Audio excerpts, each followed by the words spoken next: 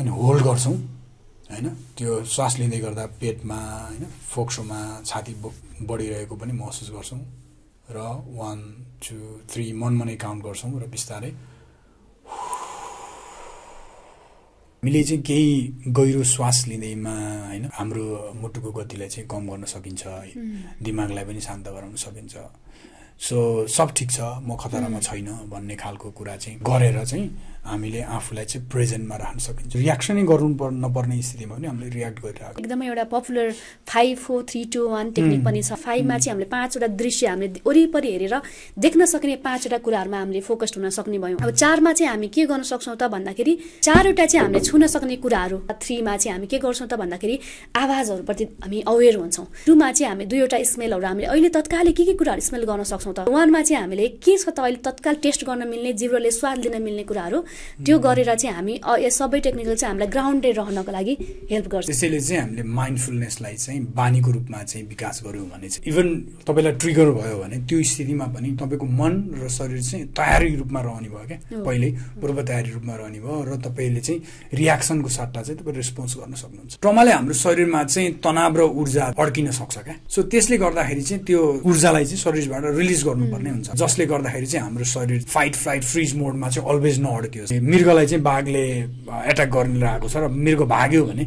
पछि चाहिँ ऊ सुरक्षित स्थानमा गइसकेपछि शरीर हल्लाउँछ के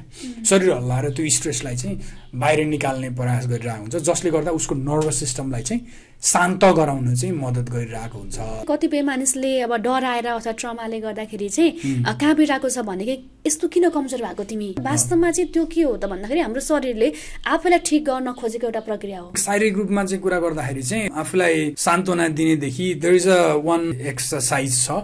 जुन चाहिँ हैन PTSD भएका क्लाइन्टहरु अथवा ट्रमा पीडितहरुलाई पनि युज गर्न सकिन्छ जहाँ चाहिँ अब यस्तो हुन्छ कि बटरफ्लाई हैन हग हो अनि यसमा चाहिँ हामीले यसरी पनि गर्न सकिन्छ यसरी पनि गर्न सकिन्छ इट्स लाइक ट्यापिङ हो के हैन यसरी ट्याप गर्ने अनि आफूलाई चाहिँ पोजिटिभ एफर्मेसन दिने आई लभ माइसेल्फ भन्ने खालको आई एम गुड अथवा मैले चाहिँ आफूलाई माया गर्छु भन्ने खालको कुरा अथवा मैले चाहिँ आफूलाई चाहिँ फर्गिभ गर्छु भन्ने खालको कुरा अनि देन वी डु प्याटिङ के यसरी प्याटिङ गरे यता अनि यु फिल बेटर हाम्रो